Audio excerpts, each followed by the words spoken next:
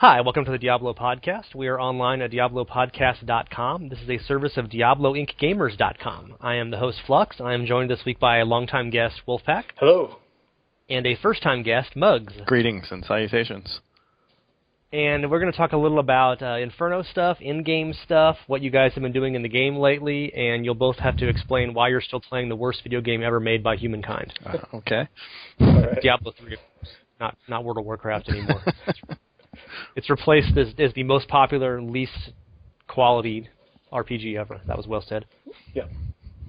Okay, so we haven't talked for a while, Wolfpaq. Why don't you just start us off? What are your highest level characters? What have you been playing in the game, and what are you enjoying doing? So, like I said in the last podcast I was on, my main is going to be Demon Hunter, and I followed through with it. And my level 60 character is a Demon Hunter. I also have a level 60 Barbarian and a level 60 Wizard. I've been enjoying my time with my Wizard recently. I just got through Act 2 Inferno, and my Demon Hunter has made it to Act 4 Inferno. But right now, what I spend most of my time doing is magic finding in Act 1 with my Demon Hunter. I've been working a little bit on refining my gear for that. So, yeah. And is your gear self-found or auction house or mixture? I use the gold auction house extensively. I have yet to buy or sell on the real money auction house. And how about you, Muggs? It's your first podcast. You're one of several people who volunteered, and you won the award for the first one to talk. Congratulations. What are you playing, and what are your main characters, and are you enjoying it? I'm enjoying it. I leveled a Witch Doctor. That was my first character. I got him to 60 and through Act 1 Inferno. And then I switched over to a Barb. I just killed Inferno Diablo with him yesterday morning, so I guess I'm done with the game and I can quit now. No. But I'm enjoying it. I really am. I mostly do progressionist type things versus magic finding, so I spend a lot of time in Act 3 just farming, or Act 2 with like 2 big weapons and try to clear as quickly as possible. And you're having fun. How much auction housing have you done versus magic finding? I would say 95% of my gear came from the auction house. I found a storm shield and I found another shield, and those are the only 2 items that I'm currently using that did not come from the auction house. And is this the gold or the real money? Both. I made about $110 on the real money auction house and somewhere around 80-90 million on the gold auction house. Yeah, somewhere in LA, Bobby just shot out of bed with a gleam in his eye. Cha-ching! I just made $750. It's a new tip for his pedicurist this week. So, have you guys done a lot of multiplayer, or are you doing mostly solo? Go ahead, Max. I do almost always multiplayer.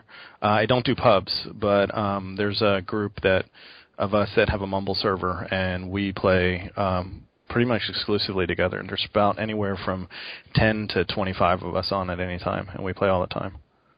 Are you usually in 4-player games, or? 2 to 4. There are a lot of times it's 2. It just depends on like what you're doing, what people are doing, what you're interested in doing. Do you miss 8-player games? Would you like Diablo II style back? No, I'm okay with 4, honestly. Yeah, just kind of chaos.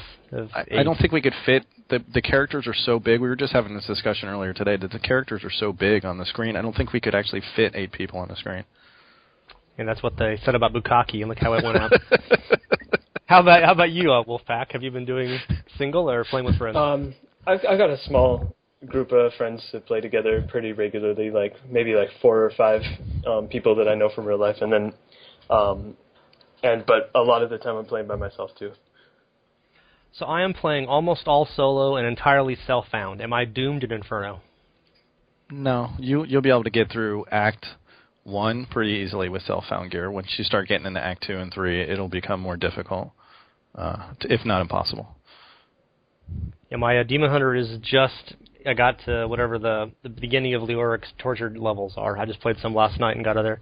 Not that tough thus far. I mean, I keep getting bosses that are just totally unkillable, or just nothing I could ever possibly do would make me win this battle, but you mainly fast waller, like Arcane Enchanted, that kind of stuff. It's just like, yeah, Demon Hunter not going to do real well here. Yeah. You get walled in against fast and Inferno. It's like anything kills you in 2 hits, and they're faster than me, and they can wall me in, and that's pretty much it. And bye-bye. And they ignore caltrops, more or less. So I've been juggling skills, but yeah, it's been interesting. Have you found Smokescreen yet?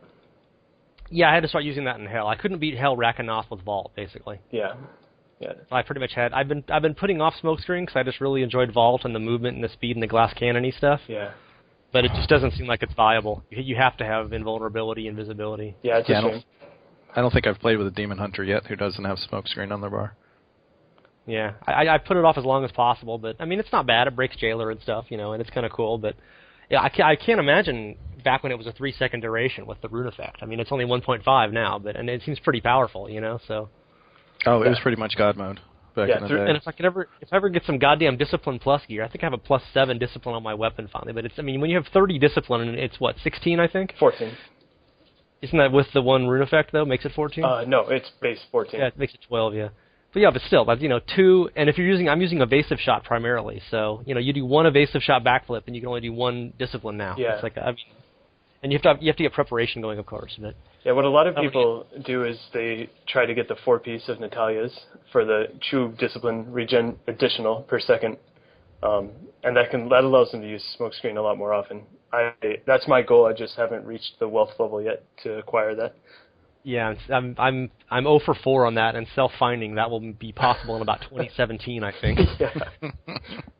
Well, if you can put in a good word for him with Bobby there, Dan, maybe he can send me some Bobby bucks on the auction house so I can get that. But in the meantime, right.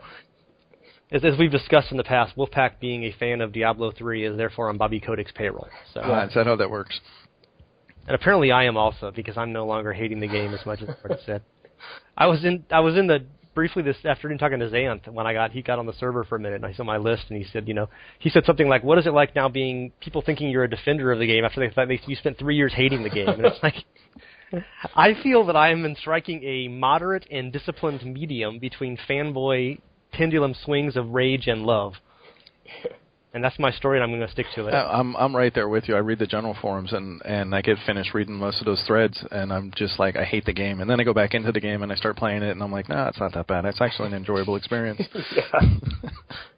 So that was my next topic. I was going to say, what did you feel weird? Like you have to defend yourself for enjoying Diablo 3 now? It's like the biggest selling video game in world history, and it's 7 weeks old.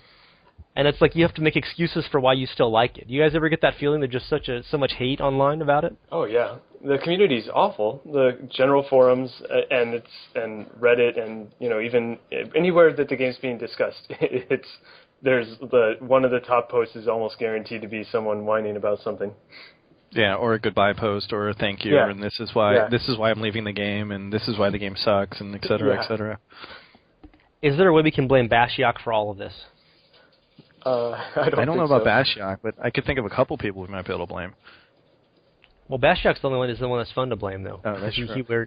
He wears his heart on his sleeve. I don't know. If you read most of the general forums, it seems like everybody wants to burn Jay Wilson in effigy. That's right. That's right. Maybe he hasn't made a Twitter post since like June 19th or something. I think he's in an undisclosed location. Like Twitter was all fun and games, during the beta, everybody loved him, and now it's like, okay, I'm not going to check my Twitter anymore because they're going to kill my family. Yeah. I think he's in the Blizzard bunker. Like I think dying of fire became his new go-to phrase. He's like, okay, I'm not going to Twitter so much. I hate to read his Twitter feed. Oh, me too. I avoid it.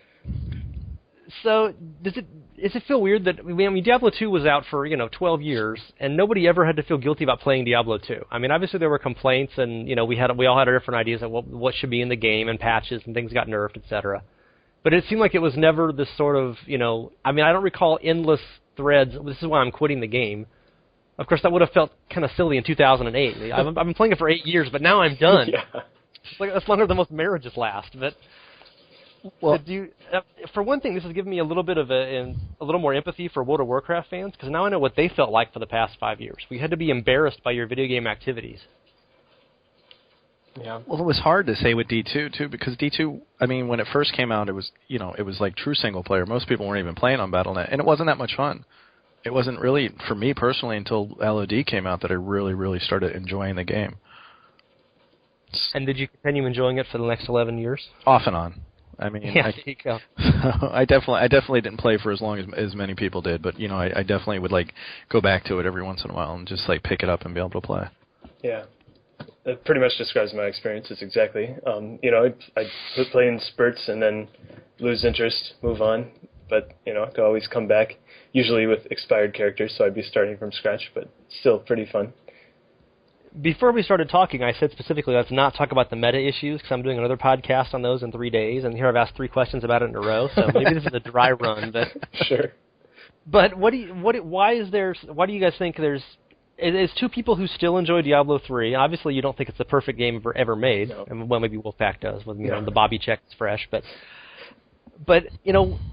why do you think there's so much? Is it just heightened expectation? Do people expect more than any game could ever do, or did the developers really not live up to what you were hoping for, or what most people were hoping for?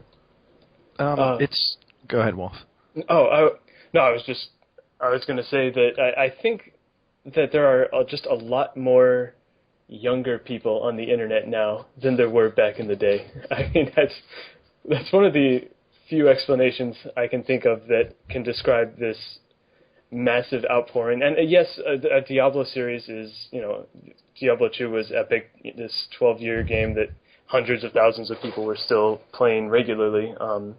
So there was an extremely high level of expectation and a lot of hype, too. And I guess a lot of people just don't like the way... I mean, the game does have its problems. You can't deny that, even as much as they would like me to. I can't. There are definitely issues, but I think some people just take the issues way too personally. Like, they're way too invested in the game. And I don't know if that's a state of the player base or what, but I don't have that emotional feeling when I stop playing the game. Life is okay, and I don't have the urge to talk about stopping playing it. Aren't you like 23 or something? I turn 28 next week. You're still young, though. Yeah, he's a kid. So do you think it's like the 14-year-olds who are on Battle.net just like screeching? I mean, that's obviously a cliche. It's a stereotype that these immature, hyperactive, over-anxious, Xbox-playing, et cetera, et cetera. Yeah. But sometimes cliches are true. I don't think it's just the kids that are raging either. I mean, there's a lot of people, right? I think a lot of people thought it was going to be like Diablo, where it was just going to be an easy game. I mean, they kept telling us all along that Inferno is going to be hard, you're going to die. Inferno is going to be hard. We promise you Inferno is going to be hard. And they made Inferno hard. Yeah, they made Inferno hard and everybody raged about it. They're like, it's too hard now. That's the biggest complaint. That it's too hard. They can't progress fast enough. They can't complete the game. They can't get to where they need to go. And all these gear checks that they put into the game has really frustrated a lot of people.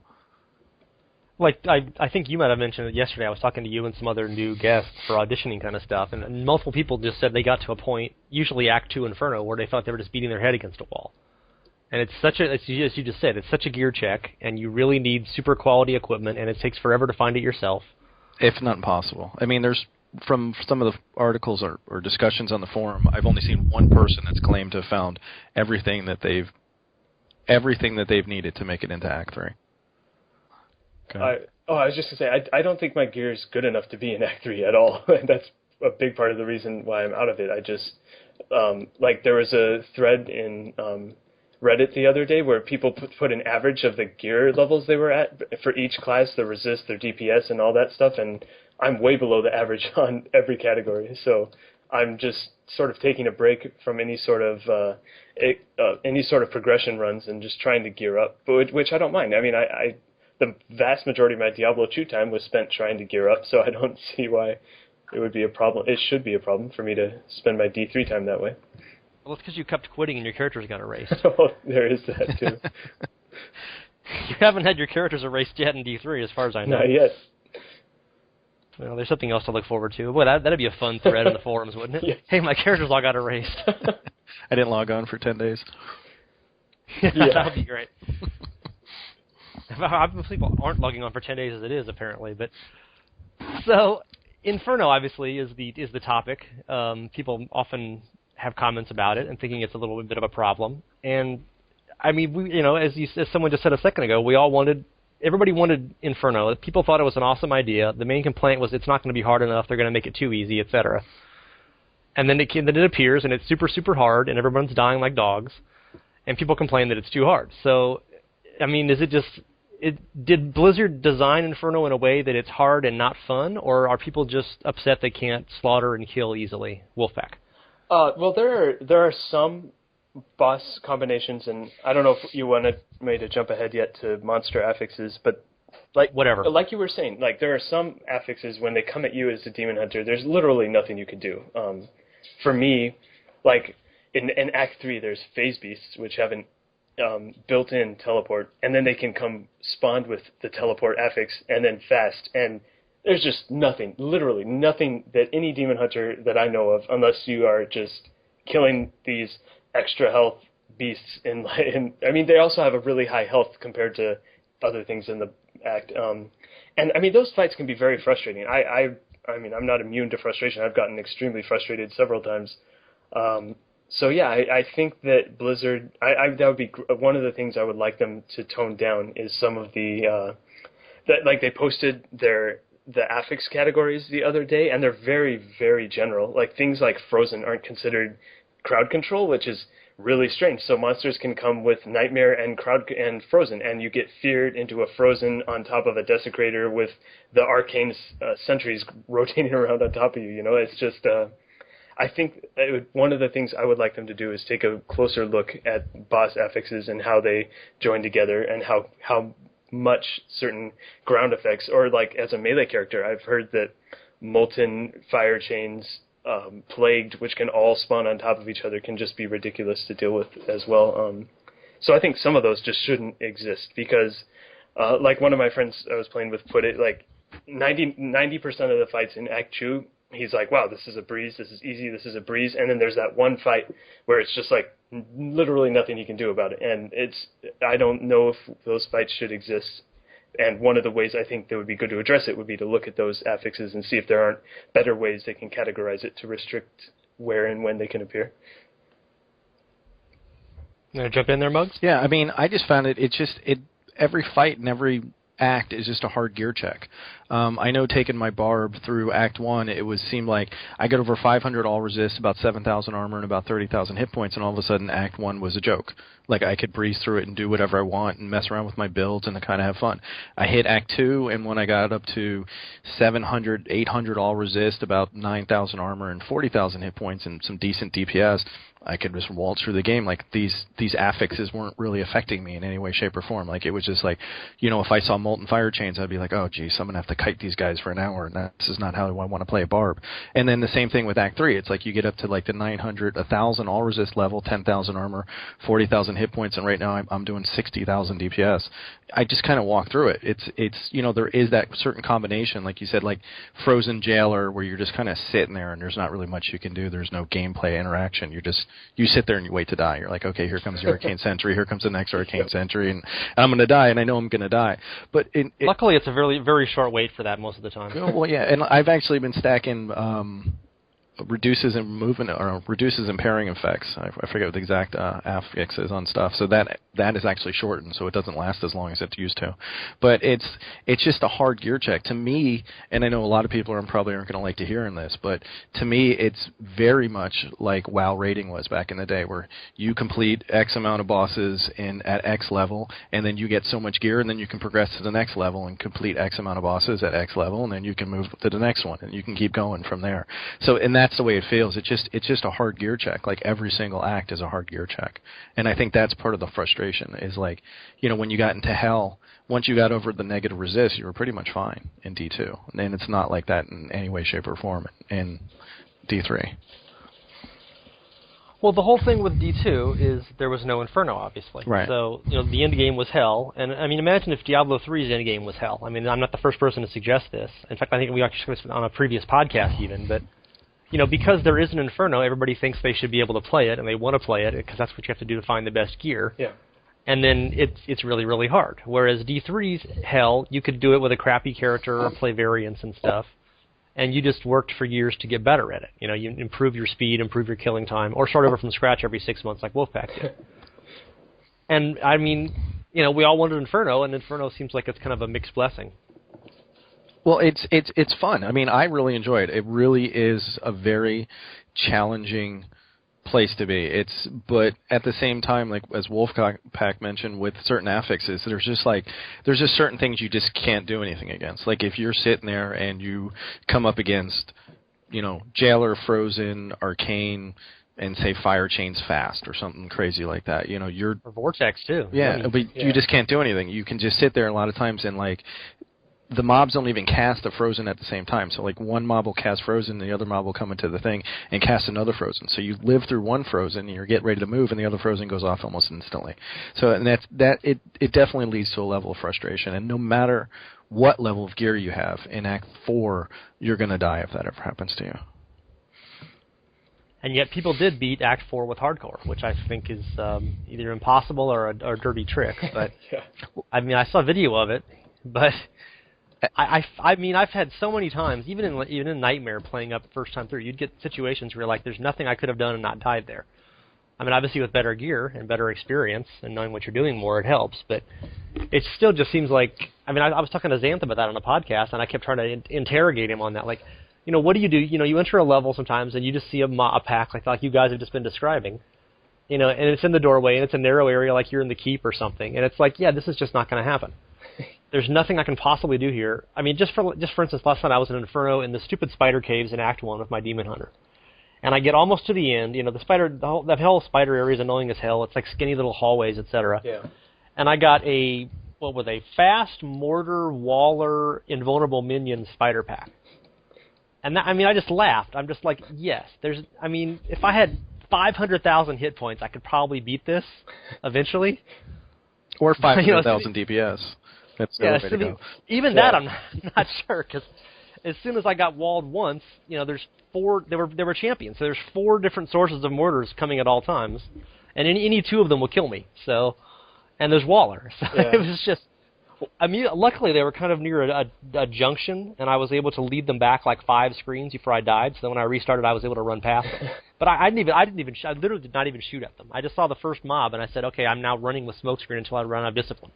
Well, and that was about 10 seconds, and then I was dead. Another thing is, did you say invulnerable minions or shielding? Because invulnerable minions was even worse. And in theory, I could have shot the boss, but I was dying so quickly. Yeah, well, because they supposedly they did reduce the hit points of invulnerable minions. Yeah, they made it much easier. Yeah, much easier. Yep. But shielding, which they admitted was a problem, has still not been addressed, and mobs can be all of them can be completely invulnerable for a ridiculous percentage of the time. Like, that's another affix that I really think they need to take a look at. And shielding is the bane of my existence. That's the only affix that actually continually gives me trouble, because I can't. My whole build revolves around reflecting damage and healing through revenge and all kinds of good stuff. And when they're all shielded, there's really not much you can do except stand there. Revenge is just immune and. Yeah. Yep. Yeah. God, notice how my barb, who's like 58 right now. You get anything if there's suddenly you can't, you know, you're based on revenge, and then like I was just doing Gom recently, and he doesn't hit you enough to give you revenge. All the damage is from the cloud. Right. Oh, crushing advance is what you want.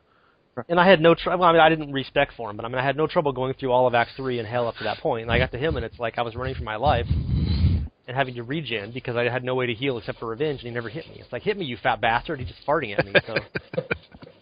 But obviously, you can respec and change around stuff. I actually survived it anyway, but you know, just kind of, I'm just such lead skill with my. I think my barb has got a 235 DPS weapon in Act 3 of Hell to give you an idea of the fun you have with self-found gear.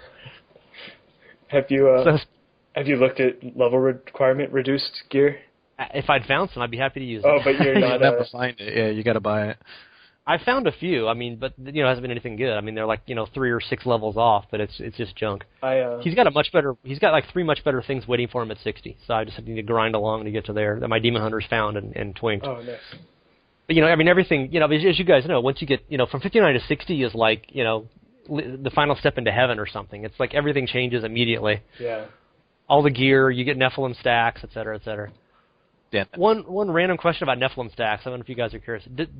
Does that kill the option of having a short game session? Because I mean, like in D2, you could jump in and just do some Pendle Skin runs or Bale runs or whatever. Whatever you wanted to do for a little bit. And it takes you a while to get your Nephalem stacks up, and once you get them up, you don't want to quit. I mean, I can't see playing D3 and Inferno productively for half an hour at a time. No, you can. I do. Yeah, I do it all the time. I can pop in, and you just know where the champ packs spawn. And I mean, in Act 2, which I regularly run just because I can run it with a decent amount of magic find and a lot of DPS, I can get 5 stacks and then go hit Zoltan Cool and Belial and be done in 25 minutes, maybe. Same thing with with Act 1, like, you can get 5 stacks real quick and then hit the Warden and Butcher. But you got to find the bosses. I guess if you're just racing through, it's not too hard to find them. You know where they are. They kind of spawn in the same... I mean, it's not... The maps in D3 aren't very big, and you start to figure out, okay, they're usually kind of over here. You can usually find one in here. There's almost always 2 in the second level of any dungeon, and that kind of thing. And in Act 1, like, each one of the crypts at the cemetery usually has a boss. Sometimes outside has a boss. Then in the Festering Woods, both caves guaranteed to have a boss. And by then you have enough that by the time you get to the Warden, because the Cursed Hold has a bunch, the Halls of Agony level 2 have a bunch, you're guaranteed to have 5 and then the Butcher's real close to the Warden.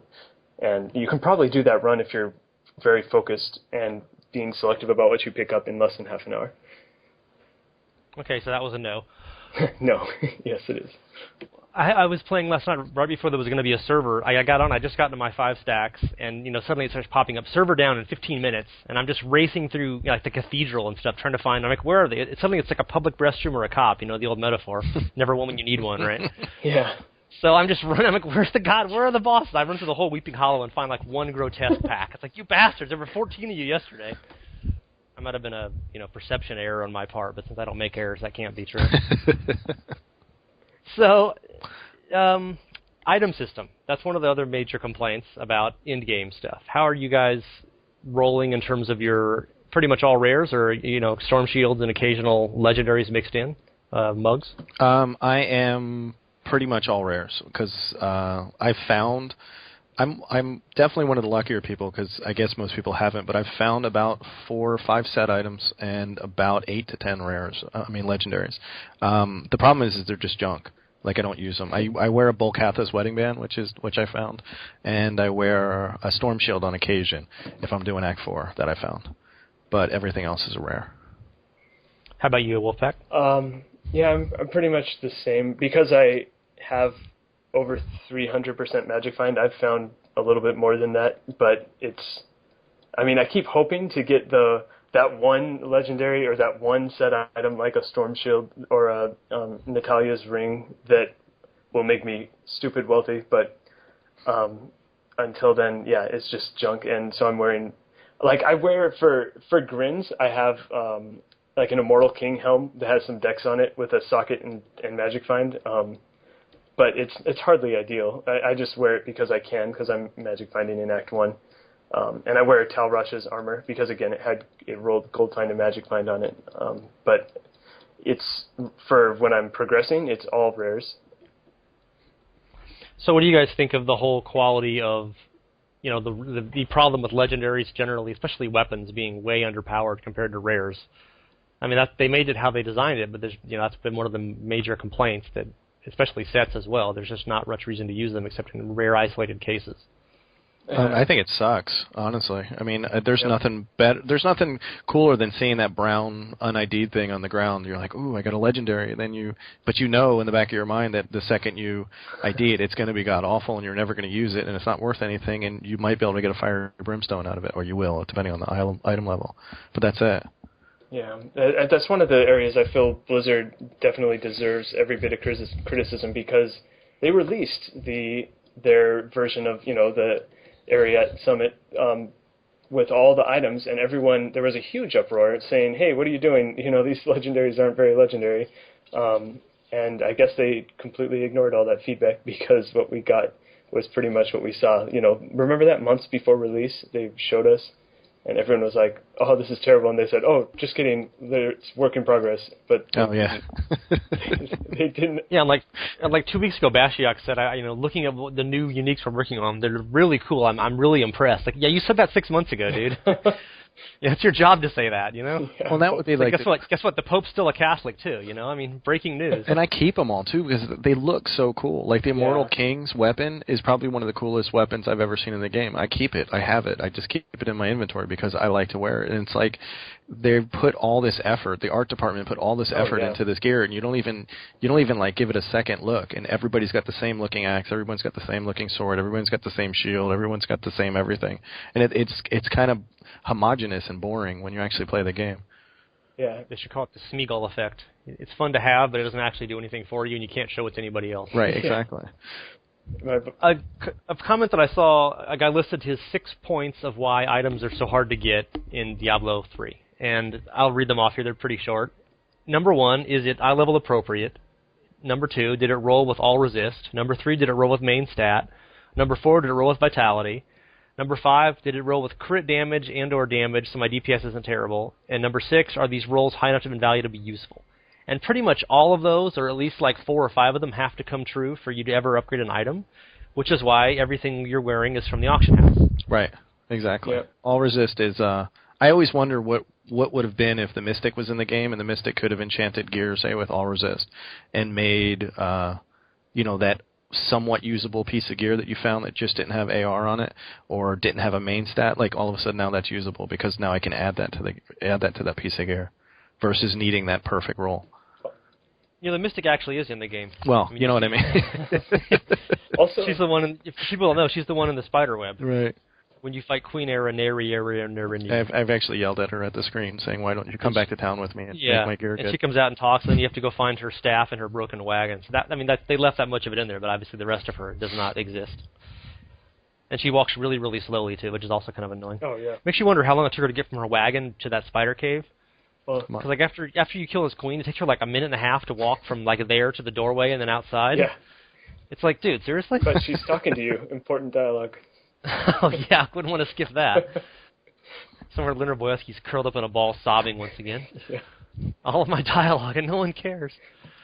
So, but isn't that necessary? I mean, it was really hard to find a good rare in Diablo 2 also. But I think that, not in D2C we didn't have any good stats or uniques, but certainly in D2X, and then of course you had runes and rune words as well, which were fun to save up for. Yeah. But I mean, how could... If rares were really easy to find, good quality rares, everyone would be super geared up to be bitching that the item system was boring because you never found any upgrades. Yeah. Well, there's just no... because legendaries and sets suck so bad, that's all we have is those good quality rares. There's nothing else to look forward to.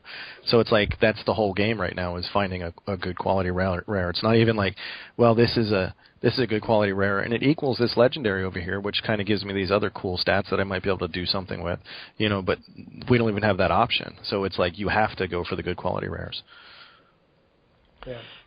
I think that one of the things that D3 did, or D2 did, was that obviously this has to do with the whole fact that Inferno didn't exist and Hell wasn't super hard, but you could have a few really good items, which were often uniques, that would kind of make up for shortcomings and other stuff. So, you had your, whatever, Tal Rash's helm or something. It's giving you 10 dual each and all these other huge stats, big resistance, etc. And that, therefore, you didn't have to worry about getting leech on your rings or whatever, because you had enough from one other item.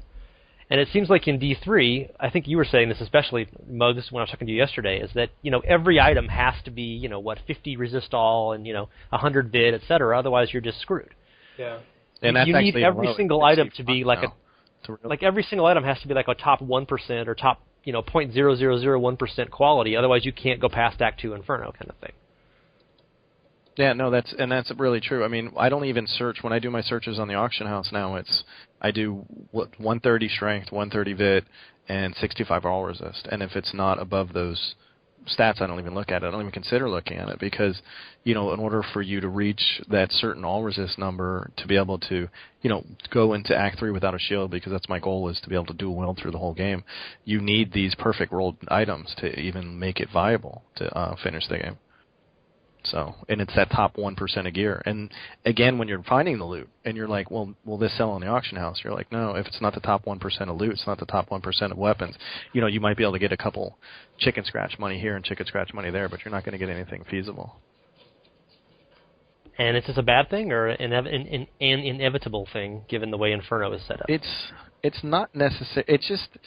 It's you almost feel like you're pigeonholed. It's because you need these 3 stats. That's all you ever look at. You're like, okay, I need main stat, vit, all resist. Main stat, vit, all resist. Okay, now I need damage. Okay, now I've got main stat, vit, all resist. Now I need to up my damage. And it's like, you just really need these, it's like the culmination of a perfect storm, because rares are so randomly rolled. You really just need that 1% roll, or that 1% chance that you're going to get that item that's usable, and then that it's going to even drop for you. So not only are you looking for that item to drop for you, but then you got to hope that the rolls line up in that perfect line so they can actually work for you. Versus in D2, you could get those. I mean, legendaries were a lot more common, and set items were too in D2. But you could get those items and be like, okay, well this is already predetermined to be good, so I know I can use it. If I get a wizard spike, I'm in a good shape. I found a wizard spike; it was worthless. Yeah, one game too late, I'm afraid. Yeah. Exactly. So, when you look at your characters, Wolfpaq, and you said you can't quite do Act 3 yet, are you looking at, like, I need, 100 more vid in my helm, and I need 80 more all resist for my shoulders kind of stuff? I mean, do you have, like, a checklist of what you have to upgrade? Yeah, I mean, I haven't broken it down quite that well, but I know that it used to be I'd die, every couple minutes in Act 3, and I was like, who cares? It's a couple hundred gold, but now that it's, like, 6,000 gold every time I die, it's... or maybe more like 4,500, but still, I need to not die as much, and so I do need to get a lot more vitality, a lot more resist all, maybe even some more armor if I could somehow manage that, but yeah, so I do need those resists and health, basically those defensive stats which I was ignoring before when Glass Cannon was all the rage, but now, yeah, that's exactly what I'm looking for, and of course, there is the Natalia set, which happens to work for Demon Hunters specifically because of that one 4-piece bonus, with really nice bonuses all along the way. So yeah, there are a couple set items, and a couple legendary items I'm hoping for, but other than that, it's just need to get really good rares with tons of decks, tons of resist all, and crit damage if it can have it, and attack speed too, because attack speed, even though it got nerfed, is still pretty useful. So, if there were, say, they've obviously said they're working on new sets and new unique items and making them better. And I mean, imagine, I don't know, it's hard to think of how it would balance, comparing it to D2, where you had certain items that were like tentpole items that kind of held up the whole rest of your shitty gear. I mean, imagine if there was a bow, in case, not saying not a weapon, some armor item that had like, 1,000 dexterity bonus on it. I mean, vastly more. I think the most you get with any kind of other item is like 350 if you get like a double roll and a rare. Yeah. But so, say there's 1,000 dexterity on something. And would that just become, this is now mandatory for a Witch Doctor to have an Inferno? Or would that give a little more breathing room where it's like, okay, I don't need 250 on every other item because this one's got so much. It's making up for some of my losses elsewhere. I think you'd be in danger of having an item that every single Demon Hunter must have if you put it. Yeah, it would become a must-have. Yeah. If there were, I don't know. And another problem with that is it would sort of, no rare in that slot would be acceptable anymore. So then what can they do with better quality? I mean, obviously they can make them more interesting with having some themes and some varieties. Yeah, I think that having interesting,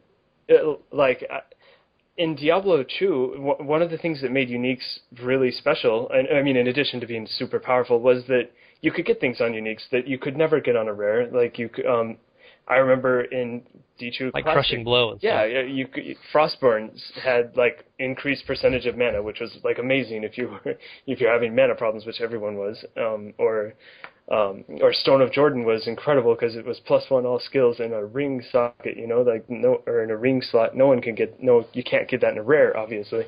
So I think that, it added to half the crazy off the wall builds that happened in D2 only happened because there was a unique item or two that completely supported it. And right now, the only thing we have for building is the skills and the skill runes and like flat stats, which is not that exciting to build with, as opposed to, if you have a helm that that gives you Holy Shock Aura or something like that. I remember Oradin was one of the pretty neat, spin-offs in Diablo 2 that was really fun. But that's nothing like that exists here, which I think is another valid complaint for Diablo 3. So if you were magically tweaking the items system mugs, and you could add new rares and new uniques and new sets and new legendaries, what would you do? I mean, kind of what Wolfpaq was saying. People want more flair and want more variety from them. Well, I mean, nobody wants rares that are just slightly better. I mean, nobody wants legendaries that are just slightly better rares. You want different stuff, right? Right. I would definitely want something unique. I mean, I would want to make the legendaries in the game to be just one step under what a perfectly rolled unique could be. Because a perfectly rolled unique should still be that... You mean rare? Excuse me. Perfectly rolled rare should still be that, like, that culmination of okay, everything rolled perfectly, and now you can have this item, and it's amazing. So all the legendaries should be like one step under that, but they should give you something unique. Like they should offer something different that you don't get from a rare. They should have a unique look. They should, maybe buff a skill or modify a skill to increase more damage or make it more interesting or something along those lines. So you feel the inclination to actually use it, that it's not just another weapon. Right now everything is just a weapon. Everything's stat. I stack my stats and that's all I worry about. And then I stack my DPS and that's all I worry about. So give me something to make the whole effect interesting. I mean, I could pull tons of stuff from D2 that made things interesting, but it's just something unique about a legendary. I mean, this is supposed to be an item of legend. So what's the legend behind it? It wasn't, I rolled through everything with a really crappy one-handed mace and was able to kill Diablo. No, that's like, I want something of legend. I want something I can, show off almost. It's the crappy mace of Diablo bashing. It's in purple though, so that makes it special. Awesome mace of it's crappiness. Funny. Something that you made me think of is one of the things that Jay Wilson and everybody else talked about was they liked monster scenarios that changed up what you were doing. That's one of the cool things about all the random mods is you get a Waller and you got to do stuff differently than you were doing before, or invulnerable minions or whatever. And they like to have the events that would like the Jar of Souls kind of thing, where it totally changes the gameplay style briefly. And that seems like basically what people want from items too. Every item now is kind of the same thing. It's rare, it's base stat, it's vitality, it's resistance.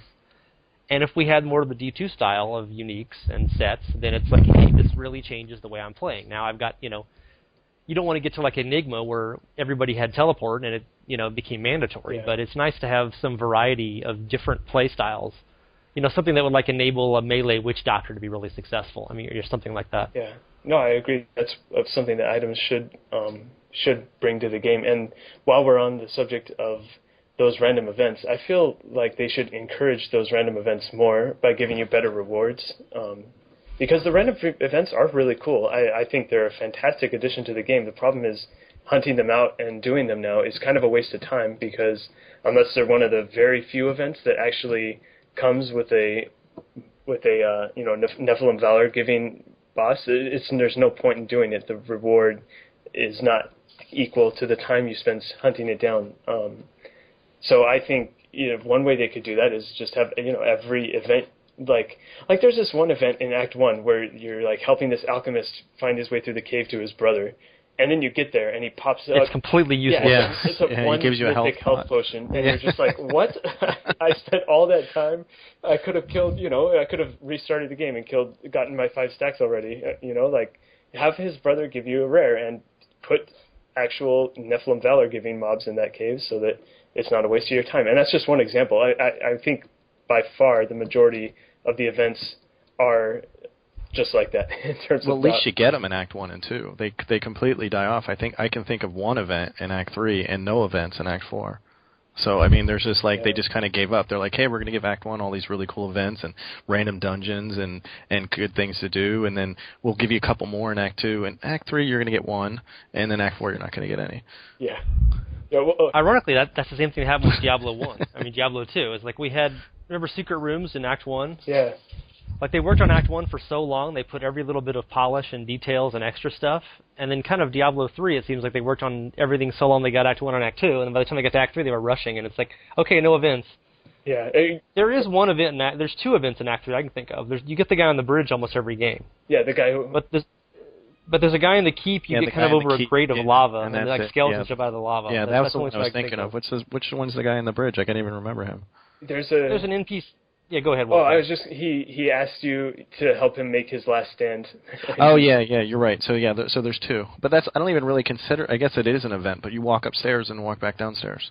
I mean that. Yeah, and it like slightly increases the rate of monster spawn. Well, I mean, it's not like it's a big difference. There's actually 2 on the bridge. There's the one where you walk up the stairs and that's that.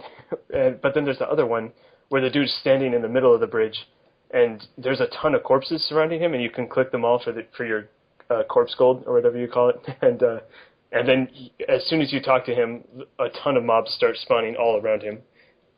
And There's actually another one you get in Act 3 where you, right after you leave the keep sometimes, when you first get out in the open, you go up on a little parapet kind of thing. Oh, yeah. And then you get tons and tons of, like, scavengers. I forget what the monsters are. Like the ghouls of Act 3 come in huge hordes. And then you get a couple of the troop unloaders, the troop bombers, whatever those are called, those big worm things. Oh, yeah. But yeah, I mean, the point stands compared to Act 1, certainly, where there's just tons of little events all over.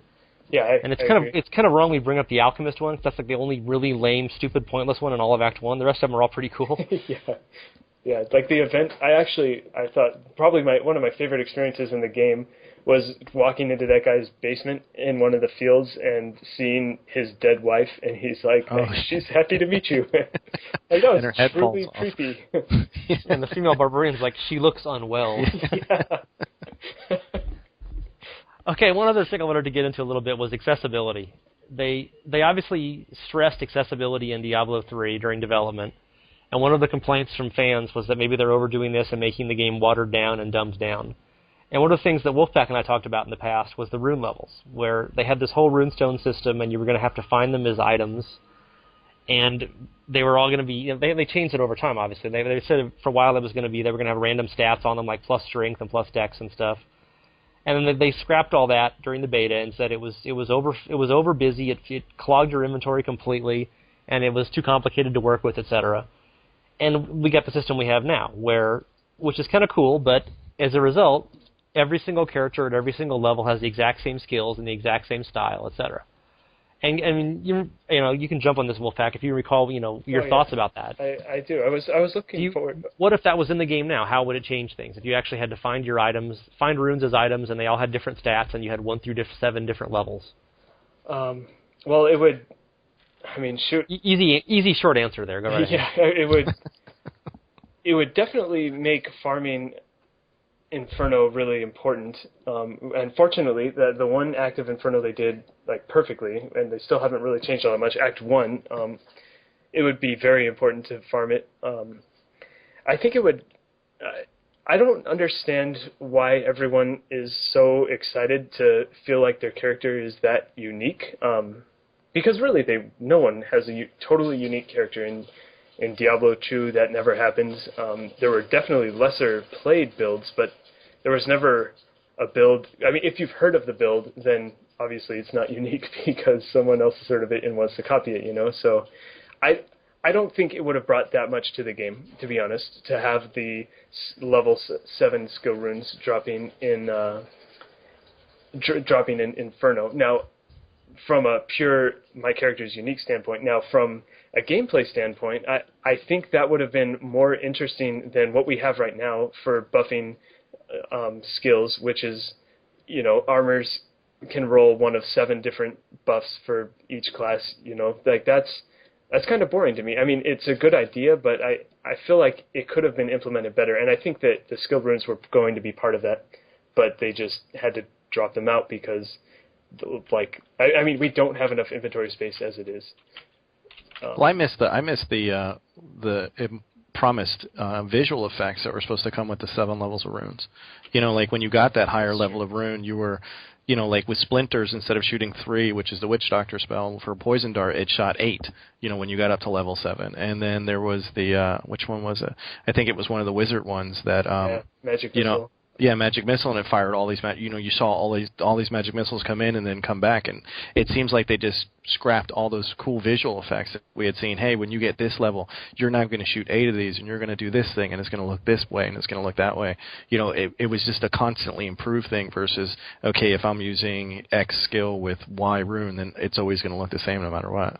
Yeah, and that's true. And it also, I mean, as much as I'm glad we don't have skill points, it does give you a sense of skill progression, which is, I mean, it's something that I enjoyed from the previous one, to see your skill get stronger. And now, the only way your skill gets stronger is with stronger gear, and it would be cool to have another dimension of skill strength other than just, I mean, I guess you can consider a skill rune you find to be gear, but, it's not a stat gear. It's a higher level rune. Well, yeah, and it's also that whole RNG factor, too, when you want to improve that skill. Say I really use Shock Pulse as a wizard, and you're like, well, now I need to find a shield or an orb that gives me plus the Shock Pulse damage on top of all the other RNG stats that I need to line up perfectly to make it a usable item. Yeah. There are items in the game that add plus like 5% damage to skills. Right. Have you guys ever found yourself using any of those? No, I would love to use... I've only seen it on a Frenzy on a belt, and I've never seen a belt that rolled plus Frenzy damage that rolled all the other stats that were necessary for me to complete the game. Yeah, it seems like that would need to be like an enchant thing or something. I mean, you're adding another level of impossibility of finding a good rare by having that. There's a Demon Hunter quiver called Dead Man's Legacy that has I think it's a guaranteed boost to one of several skills, and I got lucky when I found mine and it rolled Elemental Arrow, which was the Demon Hunter skill for a long time, until they fixed it. But anyways, so yeah, I did use that. Yeah, for the tentacles one is not now nerfed. Don't you still use Ball Lightning though? No, I switched over to Cluster Arrow. Yeah. Well, you can't all be correct. But yeah, if I was going to use Ball Lightning, I'd definitely put that Dead Man's Legacy back on. But of course, you'd also need to have 150 dexterity and resistance and everything else. Discipline. And 150 is actually low now. It's like, I'm looking for 200 on everything. Well, yeah, minimum though. I mean, whatever. Yeah. But yeah, but you're getting your plus 5 damage to whatever skill, so you'd probably be willing to. And that's almost what we want. You might have just been arguing against the new uniques there, Bugs, by saying even if it had plus 5, that would be something rare, something that you can't get on rares, something unusual. And you'd still want, 200 dexterity and 70 resistance. Well, I mean, if it all balanced out, crap. I'm a min-maxer, but but if it all balanced out, I could say, okay, well, this 10% actually makes up for the 50 strength or 100 strength, and then it would definitely be worth it. And that's the way it should be. You should look at this gear and go, wow, this is amazing. This is really going to help out this build, or even if it got a skill that I don't normally use, be like, hey, this dropped for me. Well, maybe I'll start using this skill because now it gives me plus to this, and it'll make me want to change my skill versus going to the forum and see how the other 10 bar builds that, we weren't supposed to be able to do anyway. If you remember Jay Wilson, he said we weren't supposed to go to the forums and find builds, but, it'll make me want to do something different. Well, now instead of using Frenzy, maybe I want to use Cleave because this thing boosts my Cleave damage and gives me something really cool along with it. Okay, one other thing on accessibility. You guys didn't... I thought you'd leap on the missing of the runestones there, Wolfpaq, so you failed me once again. But you had the wrong opinion. I haven't trained you well, obviously. That was a simplification I thought maybe people would argue was a detriment to the game. The other one is the crafting system. If you recall, during the beta, we had 4 types of materials at every difficulty level, and you had to essentially break down every single item you found because you needed white materials as well to make anything with. And then they cut out the white materials and just left the 3 levels, and then they cut the legendaries from the first 3 levels, and so it's only in Inferno now, which I would imagine are damn near impossible to obtain given the drop rates of uniques and sets. But since nobody uses crafting anyway, who cares, right?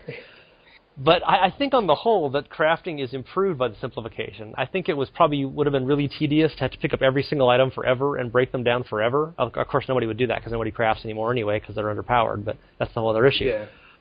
But do you guys miss? You were playing I don't know if you were in the beta at all, Mugs, but you were playing it some at that point, Wolfpaq. You remember having to pick up everything and using the Nephalem cube to salvage everything? Yeah, I don't miss that. Not at all. You can live without that one. I'm okay. And going back to Griswold every time to salvage now, you're cool with that? Yeah, I mean, I wish I thought that the being able to sell and salvage on the road was pretty cool, but I'm okay with going back to town since the white crafting materials were ridiculous, and I'm really glad they got rid of them. But on the flip side, now there's no reason to ever pick up white items. So I'd love if there was something to do with white items, and I'd also love if at least with crafting weapons, you could craft eye-level 63s, because every single time you craft a weapon right now, it's a waste of every penny you put into making it. It doesn't make any sense. And you can buy a really good rare of that level for a fraction of what just the materials would cost in the first place. Yeah, exactly. Well, the highest level is eye-level 62, so you're already starting against or behind the 8 ball as it is, because you can't even have the best gear if you wanted it. Well behind it. It's not even close. Like for one-handers, I think the math is something like, with perfect rolls, you're something like 200 DPS behind for one-handers, and that's insurmountable. 200 DPS multiplied by all of the damage enhancement like your primary stat and your skills and everything, that it's a waste. It's a complete waste. And I appreciate that you can roll really nice gloves and boots and bracers, but weapons are, because of the way the game's set up, the most important part of the game. So it'd be nice if you could craft them. Well, you can. They just won't be worth using. Yeah. It's the DPS on everything problem there. If you can make an estimate of this, it's probably hard to do it. You can try this one, Bugs. Do you ever, just briefly, do you still salvage stuff, or do you just sell everything? No, I salvage everything because I can sell salvage materials for more than I can sell the items for. Yep. So if you weren't selling them, imagine if there was no auction house and you had to actually try to craft stuff. I mean, how long would it? Say you play for an hour with 5 stacks of Nephalem Valor, etc., and you pick up all your goodies and you salvage them. You probably find how many rares in that time at level 63 versus turning all that crap into materials and crafting it. Do you have any idea what the ratio would be? Oh, that's really hard to say. I mean, I can... Because you'd find at least 100 rares in that time. I don't know about that much. It depends. I mean, you get 1 or 2 for every single boss pack. Yeah, you do. With 5 stacks. But, I mean, I guess you could. I played a whole weekend once. I just went on a bender, and I think I wound up with 700 essences. So that gives you a whole idea of how many things I salvaged during that time. And then those highest level recipes are like, what, 30, 40 essences? Yeah, 30 essences, about 5 tiers, 8 tomes, and 90,000 gold, 90 to 100,000 gold. You played a whole weekend like a meth addict. Pretty much. Yeah. And ended up with enough stuff to make like what? 30, 40? Yeah, about that. Crafting? And maybe one of those might have been good? No, not even. There's posts on Reddit, if you read them, and the guy's the guy's like 1,000 gloves made, and this is the best thing that's come out of it. And you look at it, and it's no better than anything I found just out of random. So, and you would probably, do you recall if you found any keeper items during that weekend? Oh yeah, I found tons. I actually made probably close to 20 million that weekend. So you found what, maybe 10 or 12 really good items, and if you'd burned every single thing into crafting, you would have gotten maybe 0.1 good items. Right. Yeah. Exactly. So it's pretty much, it's like, I mean, obviously this is completely math out of our asses here, but 50 to 1, 100 to 1. I would say it's about 100 to 1. I would say from the people who are on Mumble with me who are really into crafting and they really enjoy it and they buy up mats all the time and that's where all their money goes is into crafting. I would say it's about 50 to 100 crafts. They get something that's worth selling and they make all their money back in that amount of time.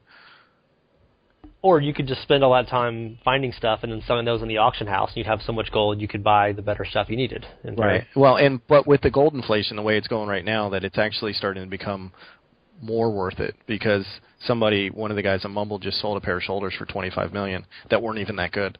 So now he can sit there and craft for the next 10 years and not run out of money. So I guess it's one of those things as gold inflation starts going up and things start costing more and more and more money, the crafting starts becoming more and more feasible.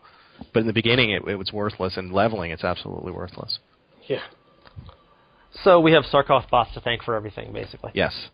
I've actually done a lot of crafting with low-level characters. I mean, if you're not twinking, weapons obviously are always way below it, but you can really get, certainly in the beta, you could get level 10, and suddenly every single item you crafted was your best piece of armor, no matter what the stats were. But that's obviously a pretty small sample size. Well, and especially now you can go in the auction house, and for 5,000 gold, I can get exactly what I was looking for with sockets and throw a bunch of really high-level gems in it and just kind of waltz through the rest of the game. Yeah, but I was thinking of actually playing the game as opposed to buying the stuff. And I guess nobody does that but me, so it's sort of irrelevant. A quick question for both of you guys: how many recipes, plans have you found in Inferno? Probably 5, I think total. I've been very unlucky, and I've never found a jewelry recipe ever. Yep, I have yet to find a jewelry recipe, and I've found 5 affix recipes, and then the rest are 4 affix. But I found a bunch of 4 affix ones. There was one day, like soon after a patch, when my buddy and I were finding like 4 affix recipes hand over heel or whatever their expression is. Like that wasn't it. Hand over fist. We couldn't stop finding them. But I mean, eventually we were like, who is ever going to craft a 4 affix recipe? Like, talk about a complete waste of time. So, and it's a level 60 or 61, right? So. Yeah. So it's going to be sucking a ton of gold, This was before the reduction in cost too, so we just started selling them to the vendor because this was before, I think, I don't think this was before the commodities came back, right? Yeah. So these were all rare plans? Yeah, they're all rares, like level 4. I mean, there's a bunch of legendary plans listed, like they exist. Yeah, the Helmo Command one is actually will get you a pretty penny, and people are still making them and making decent money off of them. It's the only one I can think of. But yeah, they're obviously there's like dozens. I mean, there's like 50 or something for the blacksmith. I mean, I found one. I found one 5-socket rare helm one, which is probably ahead of the curve given the amount of time I played in Inferno, which isn't much. But it seems like a whole. I mean, that's obviously part of the crafting system, you know. So okay, Wolfpaq, you're fixing the crafting system. What do you do? I allow you to craft level 63 weapons, and Do you have to find these plans, or does the blacksmith just train them? I still think I do like that you have to find them. I feel as far as finding things in general goes, it's just, you know, it's not as fun to go on a full Magic Find run and come back with an inventory full of nothing but yellows and blues. I would like for them to maybe instead of, you know, having you find one legendary every other day or whatever, have you find more, even if it means for legendaries dropping the level range that you can find them at in Inferno, so that people aren't just finding tons and tons of high-level legendaries. I would like them to up the drop rate. So you would have to find these new crafting recipes, but I would like to say that if you've spent 100 hours playing the game, you'll have found it by then. Or if you've spent, 50 hours in Inferno, you would have found it.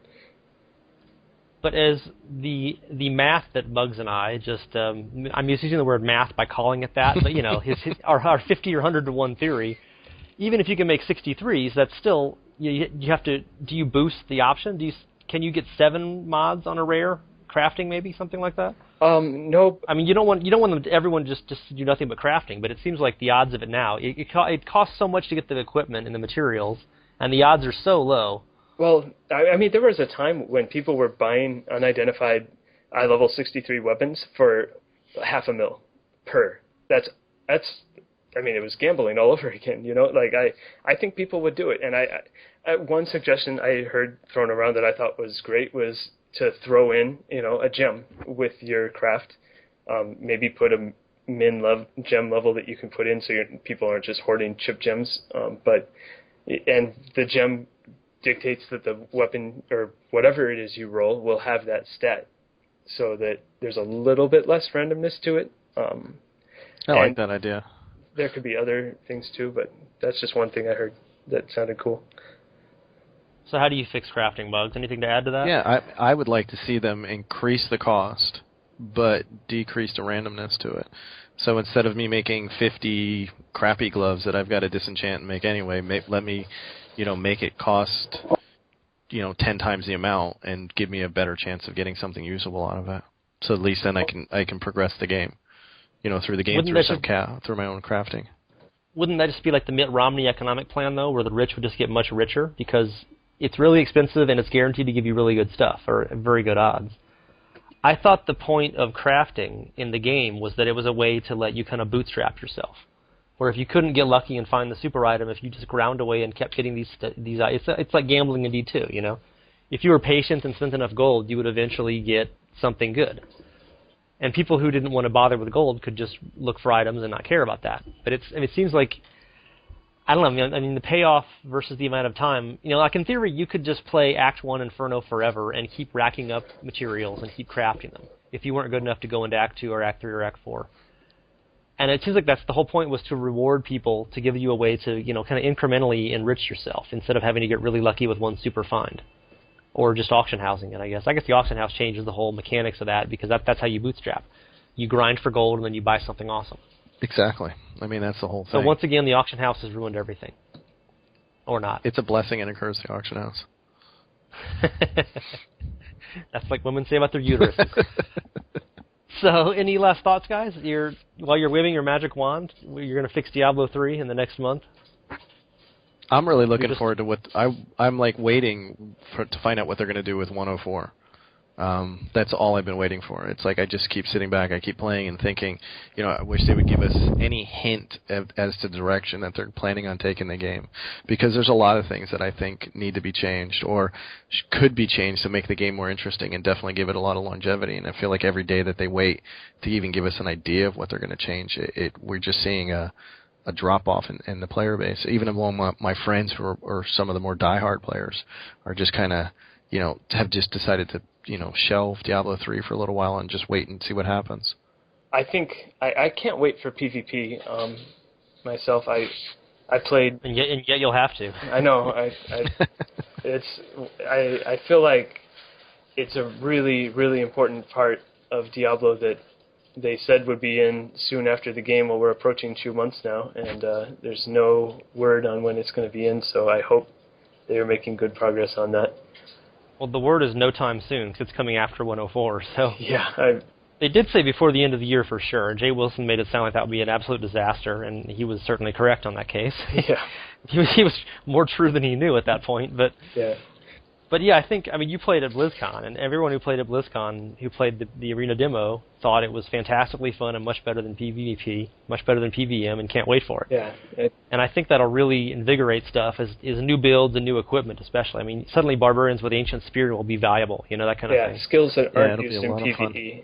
Though I just thought it was really funny that the Doom criers were citing the example of public games as their oh, look, public games are down like 90% after 1.03, and then Blizzard was like, wait a minute, we fixed a bug. It has nothing to do with the player base. It's everything to do with the bug we fixed. It's just a great example of people taking stats that are meaningless and trying to twist them into making, something that's bad about the game. And I thought it was awesome that they actually got called out on their dumb comments. I'm Bobby Kotick, and I approve this message. Any last thoughts for you, Muggs? No, I think I hit them all. So I'm just waiting to see what the changes are on the horizon before I can make a good decision. I'd like to see a lot of changes in drop rates. I'd like to see a lot of changes in the curves and in the gear checks, and I'd like to see a lot of changes in items. Items seems to be the big thing that's on everybody's mind. They're just complaining. They're just bored with them. They're just like, items are boring. Leveling via items is just not an interesting way to play the game. And I think it's coming to fruition that they're going to have to do something, and something drastic, or this isn't going to be close to the longevity of Diablo 2. I don't think they want it to be that much longevity, because they're not going to wait 12 years to make Diablo 4, but it'll be something at least. You reminded me of one other brief question I wanted to ask you guys. Do you miss leveling up beyond 60? It seems like that's part of the problem with the items in D3, is that once you get to the max level, all you can ever do is item grind, and if you play for an hour and don't find anything worth selling or worth using, you feel like you wasted that time. Whereas in D2, you were going from level 82 to 83 or something, so at least you felt like, well, my character got a little stronger even though I didn't get any upgrades. Do either of you guys think that's a factor, or is it just you're used to World of Warcraft and level 60 is where it's at? I don't miss the level grind. The way experience worked, once you hit the mid-80s, it took, forever to level up by Magic Find. The people who were botting could do it, but people who were playing regularly, it just didn't happen. At least for me, it didn't happen that often. And the item find hunt, I think, is plenty of a end game for me personally. It was kind of like a badge. You're like, well, I've dedicated, X amount of hours to my class, and I have this to show for it, which is, we don't have anymore. And like you said, you could always take that skill up to the next level, even if it was only like 1 point and I got one more skeleton on my necromancer. It was just like, that's one more that I was able to do before. So even if I don't find the gear that I want, I can still maybe push a little bit further or do a little bit more damage or so forth. So I do miss it in that aspect, but it's really hard to say. I don't know if it would actually fit into Diablo 3. And all that said, when the expansion hits and it goes up to 70 or 75, how excited will you be to start leveling in one of your characters again? I really hope they don't raise the level cap I hope they don't pull a WoW and make you level again. I just hope they give us better loot. Okay, you're still 60, here's better loot, and here's another boss. Have a nice day. Yeah, level 70 and the 4th tab of inventory. I will absolutely guarantee you we'll get that in the expansion. Oh, I thought the 4th tab was going to come with Bobby Bucks. That was going to be $15. Well, Well, expansion is 50 Bobby bucks, so that's even better. It's about a new class. I want a new class. Well, we get a new class too, of course, but you know, in our bold predictions podcast, we covered that. I'm sure one of those guesses will prove exactly accurate. It's got to be a strength class, though, right? I mean, people often say like necromancer or something, but I mean, you obviously look at the loot now, and there's only one barbarian, so. I think it's gonna be a druid. I mean, whatever it is, it's got to be strength, and it's got to be. Therefore, it can't be a caster. I mean, I guess they could put a caster with strength, but that would seem really janky, you know? Yeah. Okay, you guys are bursting full of ideas on that topic. I think we'll call it a night. Yeah. Thanks for your time, guys. You've been listening to the Diablo podcast. We are online at diablopodcast.com. Bye-bye. Bye. Woo. Moo.